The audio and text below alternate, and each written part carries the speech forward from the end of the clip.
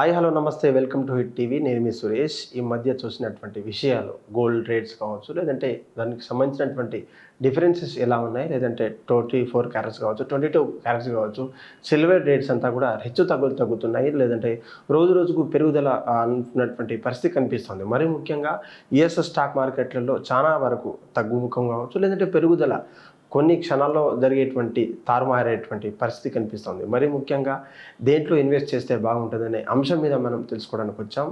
Expert అయినటువంటి stock market expert అయినటువంటి శ్రీరామచంద్రమూర్తి గారి దగ్గర ఉన్నాం. హాయ్ సార్, నమస్తే. నమస్తే అండి. సార్, ఇప్పుడు ప్రధానంగా గోల్డ్ ఒక మెటల్ అయినప్పుడు, గోల్డ్లో ఒక ప్యూరెస్ట్ మెటల్ అయినప్పుడు దాంట్లో ఉన్నటువంటి ఎన్ని రేంజెస్ ఉంటాయి, ఎన్ని వేరియంట్స్ ఉన్నాయి? ఇటు హాల్మార్క్ కావచ్చు, లేదంటే ప్యూరిటీ కావచ్చు, కేడిఎం అని చెప్తుంటారు, లేదంటే 22 క్యారెట్స్ అని, 24 క్యారెట్స్ అంటే ఏంటి సార్? ఇవన్నీ డిఫరెన్సెస్ ఏంటి?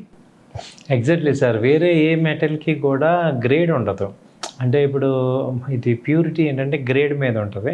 సో ఇప్పుడు గోల్డ్కి ఏంటంటే 24 అనేది మనం ప్యూర్ గోల్డ్ కింద తీసుకుంటాం అనమాట. 24 క్యారెట్ అంట, గోల్డ్ని క్యారెట్లో చూస్తాం. సో 24 క్యారెట్ అనేది మనకి స్టాండర్డ్. అది బిస్కెట్ వాటికి వాడతాం. అంటే ప్యూరిటీ వచ్చి 100%, 99.99% ఉంటుంది. తర్వాత ఏంటంటే నెక్స్ట్ 22 క్యారెట్, అందులో 92%, 91.9% గోల్డ్ ఉంటుంది. సో తర్వాత మిగతాది ఏంటంటే గోల్డ్ స్ట్రాంగ్ అవటానికి మామూలుగా గోల్డ్ ఏంటంటే కొంచెం మెత్తగా ఉంటుంది.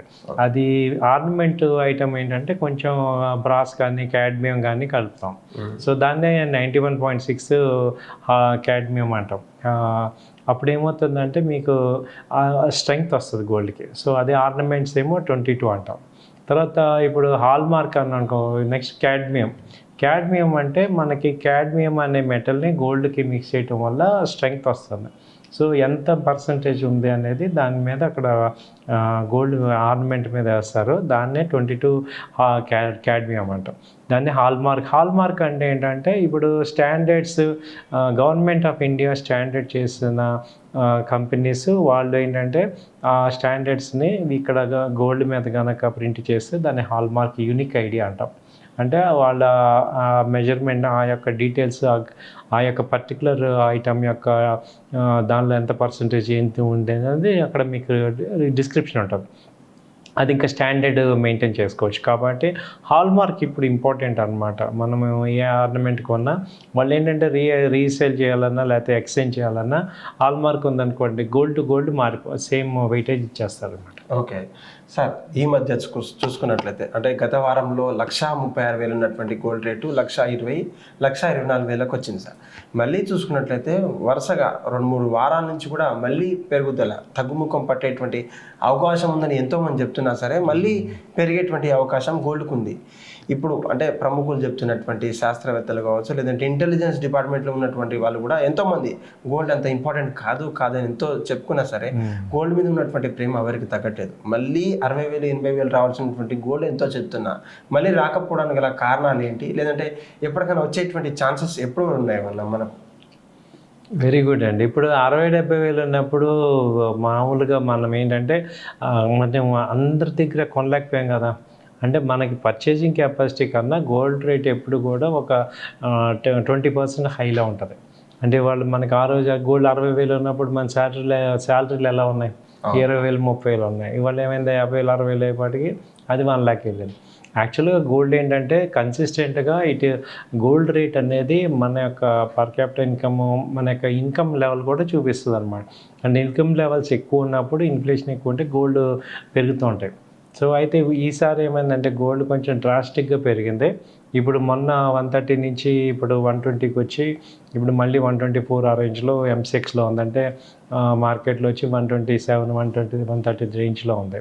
సో మళ్ళీ పెరుగుతుంది. రీజన్స్ ఏంటంటే ఇక్కడ అమెరికా షట్ డౌన్ అవటం, తర్వాత ఇంటర్నేషనల్గా ఏవైతే బర్నింగ్ ఇష్యూస్ ఉన్నాయో అవన్నీ ఇంకా సాల్వ్ అవ్వలేదు. అమెరికా, రష్యా, అదే ఉక్రెయిన్, ఇవే కంటిన్యూ అవుతున్నాయి ట్రెండ్. అయితే ఏంటంటే ఈ ట్రెండ్ కంటిన్యూ అవటం ప్లస్ ఫిజికల్గా గోల్డ్ ఎక్కువ మంది బై చేస్తున్నారు, అలాగే బ్యాంక్స్ బై చేస్తున్నాయి. కాబట్టి గోల్డ్కి ఒరిజినల్గా ఇప్పుడు స్టాండర్డ్గా ఏంటంటే అదివరకు బ్యాంక్స్ డాలర్ని కొనేవాళ్ళు, డాలర్ కరెన్సీ మెయింటైన్ అయ్యేది. ఇప్పుడు ఏమైందంటే డాలర్కి వాల్యూ తగ్గటం వల్ల ఆల్టర్నేటివ్ వేరే ఏ కరెన్సీని ఎవరు నమ్మేటట్టు లేరు. కాబట్టి ఏంటంటే గోల్డే మళ్ళీ బ్యాకప్ అయి ఉంటుంది. సో గోల్డ్, అందుకని గోల్డ్ కొంటున్నాం. మళ్ళీ ఆ గోల్డ్ కొంటేనే ఏంటంటే కరెన్సీ ప్రింటింగ్ అవ్వాలన్నా గోల్డ్ స్టాండర్డ్స్ ఉండాలి. ఓకే. కాబట్టి ఇప్పుడు సెంట్రల్ బ్యాంక్స్ కొంటున్నారు. మనకన్నా రీటైల్ క్లయింట్స్ మన ఇంట్లో ఆడవాళ్ళకన్నా కూడా బ్యాంక్స్ ఎక్కువ కొంటున్నాయి. పర్టికులర్గా చైనా కానీ, రష్యా కానీ, ఇండియా కానీ వీళ్ళు కొంటున్నారు అనమాట. దానివల్ల గోల్డ్ రేట్ అయితే కన్సిస్టెంట్గా పెరుగుతుంది. ఓకే సార్, ప్రధానంగా ఇండియన్ కరెన్సీలో ఐఎన్ఆర్ అని పిలుచుకుంటాం, లేదంటే ఇతర దేశాలకు డాలర్స్ కావచ్చు, యూరోస్ కావచ్చు చూస్తుంటాం. ఈ క్రిప్టో కరెన్సీ కావచ్చు, లేదంటే ఈ యొక్క బిట్ కాయిన్ సంబంధించినటువంటి అనేక డౌట్లు ఉన్నాయి సార్. మా వ్యూవర్స్ కోసం మీ స్టైల్లో ఎలా వివరిస్తారు? బిట్ కాయిన్ కావచ్చు, క్రిప్టో కరెన్సీ మధ్య అవగాహన లోపం చాలా మందికి ఉంది. ఎలా చూడవచ్చు సార్ స్టాక్ మార్కెట్లలో ఈ వాల్యూస్ ఏంటి అసలు? యాక్చువల్గా అండి, క్రిప్టో కరెన్సీని మన reserve bank of India officials బాగా స్టడీ చేసి దానికి ఆథరైజేషన్ అయితే ఇవ్వలేదు.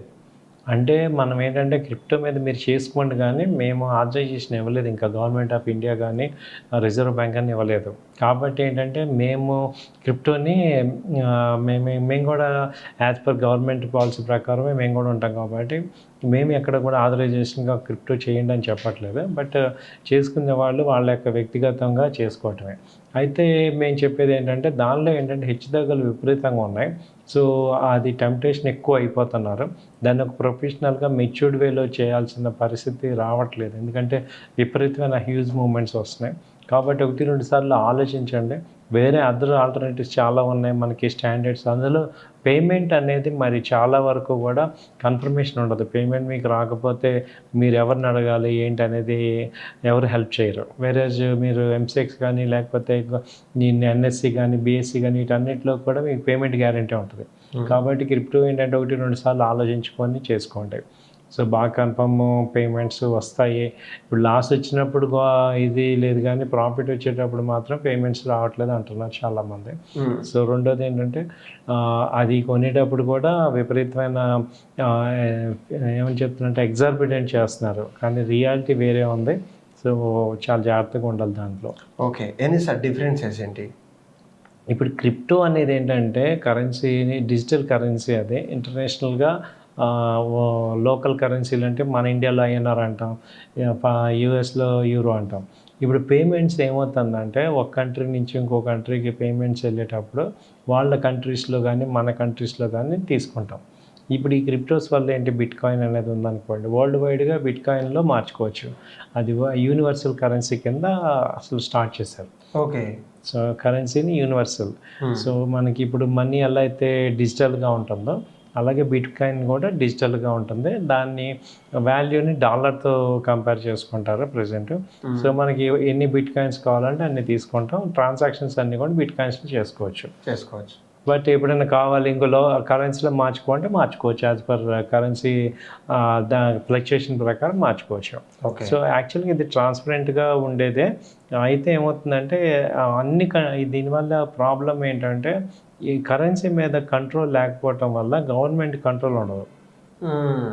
సో ఏ గవర్నమెంట్కి కూడా ఇది నాదే అని చెప్పుకోవడానికి ఉండదు. సో మిస్యూజ్ అయిందంటే మాత్రం చాలా పెద్ద ఎత్తున డిస్టర్బెన్స్లు వస్తాయని చెప్పి ఎక్కువ కంట్రీస్ దీన్ని యాక్సెప్ట్ చేయట్లేదు. ఓకే, మన భారతదేశం కూడా ప్రాబ్లం ఏమవుతుందంటే ఇప్పుడు ఆ కరెన్సీని యాక్సెప్ట్ చేస్తే ఇండియన్ కరెన్సీ మరి వేస్ట్ అయిపోద్ది. అలాగే ఒకవేళ ఆ కరెన్సీ స్ట్రాంగ్ ఆ కరెన్సీ ఆపేశారనుకోండి, మధ్యలో ప్రాబ్లం వచ్చింది అనుకోండి, మనకి ఎటువంటి గ్యారంటీ ఉండదు. సో అయితే ప్రధానంగా అంటే బిట్ కాయిన్ కావచ్చు, క్రిప్టో కరెన్సీని కనిపెట్టింది అంటే ఇంట్రడ్యూస్ చేసింది, మార్కెట్లలో ఇంట్రడ్యూస్ చేసింది అమెరికా గవర్నమెంట్ అని చెప్పేసి తరచూ చెప్తుంటారు సార్. అది ఎంతవరకు నిజం సార్? ఎందుకంటే రానున్న రోజుల్లో యూఎస్ డాలర్ రేట్ పడిపోతుంది. మళ్ళీ మనం పుంజుకోవాలంటే ఇది ఒకటే మార్గం. అన్ని దేశాలలో ఇది ఇన్వెస్ట్ చేయిస్తే మళ్ళీ మనదే పై చేయి ఉంటుంది, సూపర్ కంట్రీ అని పిలువబడతామని చెప్పేసి ఒక 100 సంవత్సరాలకు మళ్ళీ ఆలోచన చేస్తుందని చెప్పేసి కొంతమంది చెప్తుంటారు సార్. దాన్ని ఎలా చూడొచ్చు మనం? ఇది అమెరికాలో తయారు చేశారు కానీ అమెరికన్ గవర్నమెంట్ కంట్రోల్ లేదు. ఓకే, కంట్రోల్ ఏ గవర్నమెంట్కి కంట్రోల్ లేదు. ఇది ఇండిపెండెంట్. అయితే ఇన్ఫ్లుయెన్స్ చేస్తారు. ఓకే. సో ఇన్ఫ్లుయెన్స్ యుఎస్ ఇప్పుడు పవర్ ఉంది కాబట్టి యుఎస్ ఇప్పుడు ప్రెసిడెంట్ డొనాల్డ్ ట్రంప్ ఆయనకి బాగా ఈ కరెన్సీ మీద ఇంట్రెస్ట్ ఉంది కాబట్టి ఆయన దీన్ని ఎక్కువ ప్రమోట్ చేస్తున్నారు. అలాగే యుఎస్ ఇన్వెస్ట్మెంట్స్ కూడా చేస్తున్నారు ఆ కరెన్సీలో. ఓకే. సో కాబట్టి వాళ్ళకి పాజిటివ్గా ఉన్నారు ఇది యుఎస్ వాళ్ళు. అంతేగాని this is not owned by any one. Okay sir, రీసెంట్గా మనకు స్టాక్ మార్కెట్, ఈ బుల్ మార్కెట్ ఎలా ఉంది, లేదంటే ఇండియన్ షేర్స్ కావచ్చు, అమెరికన్ షేర్స్ కూడా హెచ్చుతగ్గులు చాలా ఎరుగుదల కావచ్చు, పెరుగుదల ఉందని చెప్తున్నారు. మరి ముఖ్యంగా ఇండియన్ సంబంధించినటువంటి ఏ కంట్రీ మీద కూడా ఇంపార్టెన్స్ లేకపోయినా అమెరికాలో ఉన్నటువంటి స్టాక్ మార్కెట్ ఏదైనా తేడా జరిగితే మాత్రం ప్రపంచ దేశంలో ఉంటుందని చెప్పేసి మనం తరచూ వింటుంటాం.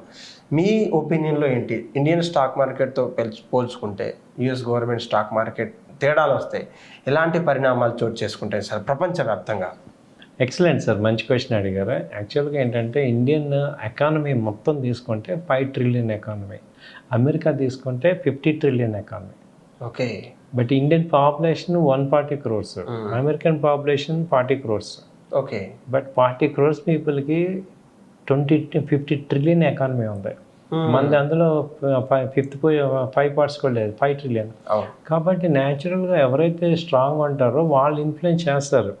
ఇవాళ యూఎస్ స్ట్రాంగ్ ఉంది కాబట్టి ఇన్ఫ్లుయెన్స్ చేస్తుంది. బట్ అందరు కూడా యూఎస్లో మెయిన్ ఏంటంటే యూఎస్ కంపెనీలు అన్నీ కూడా వరల్డ్ వైడ్ ఉన్నాయి కంపెనీలన్నీ, వాటికి యాన్సిలరీస్ కంపెనీస్ ఇండియాస్లో ఉంటాయి.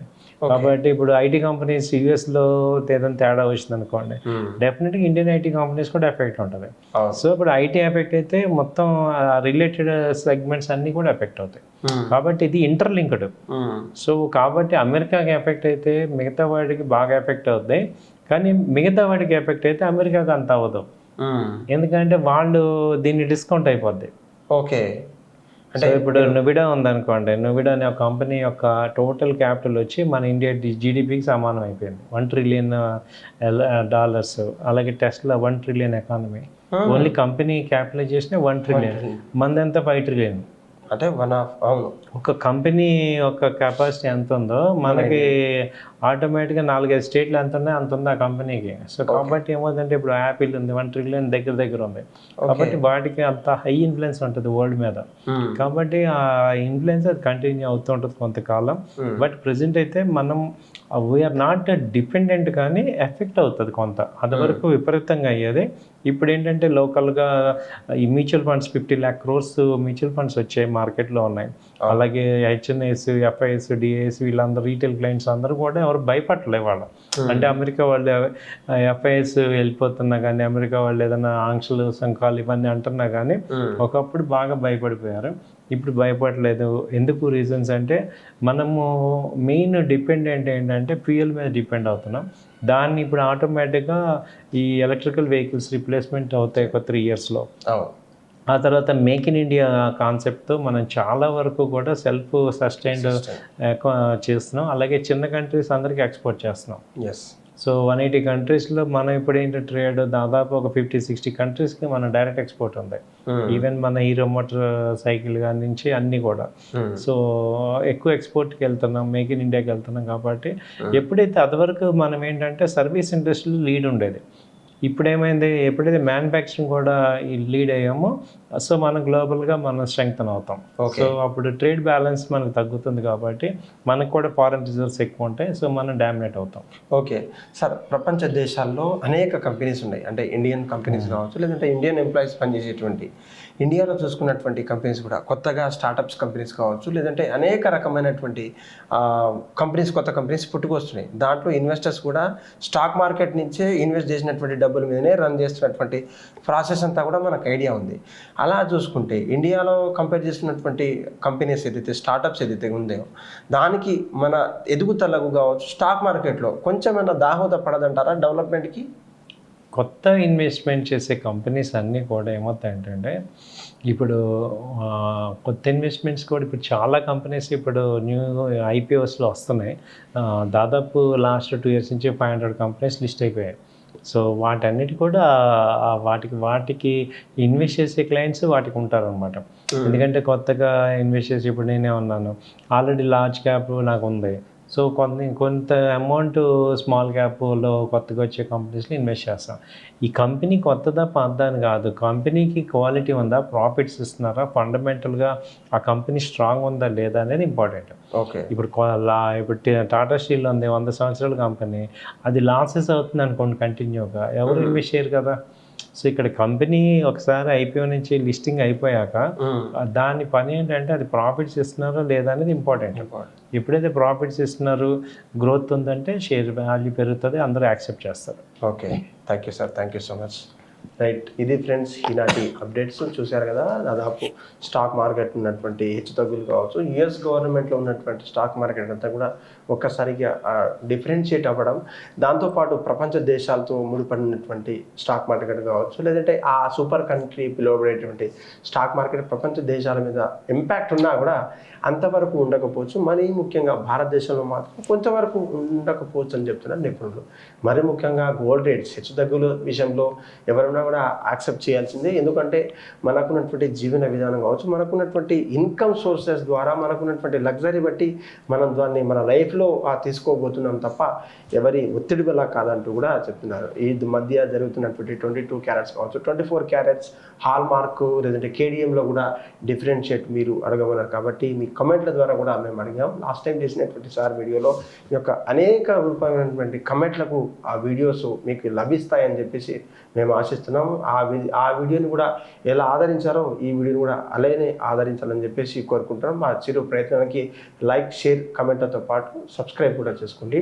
Thank you. Hit TV app, ఇందులో short news, live news, entertainment shows, movies, digital magazines తో పాటు మీ జిల్లా వార్తలను కూడా ఫ్రీగా చూడొచ్చు. ఇంకెందుకు ఆలస్యం, వెంటనే హిట్ టీవీ యాప్ ని డౌన్లోడ్ చేసుకుని ఫ్రీగా ఎంటర్టైన్మెంట్ పొందండి. Hit TV app. Hit TV app. Please download hit TV app. Hit TV యాప్ని ఫ్రీగా డౌన్లోడ్ చేసుకొని ఎంజాయ్ చేయండి. మీకు నచ్చిన ఎంటర్టైన్మెంట్ కోసం హిట్ టీవీ యాప్ ని ఫ్రీగా డౌన్లోడ్ చేసుకొని ఎంజాయ్ చేయండి. హిట్ టీవీ యాప్ని డౌన్లోడ్ చేసుకుని ఆస్వాదించండి, ఆశీర్వదించండి. ఇంతమంది సెలబ్రిటీలు హిట్ టీవీ యాప్ ని డౌన్లోడ్ చేసుకోండి అని చెప్తున్నారంటే ఎంత మంచి యాప్ ఆలోచించండి. అమెరికా అమెరికా అమెరికా అమెరికాలో చదవాలనుకునే వాళ్ళకి విశ్వసనీయమైన పేరు మన శౌర్య కన్సల్టెన్సీ. UK లో 1 year masters, UK లో 1 year masters, 2 years work permit up to 5 years visa. Contact Saurya Consultancy. Contact 89851 89851.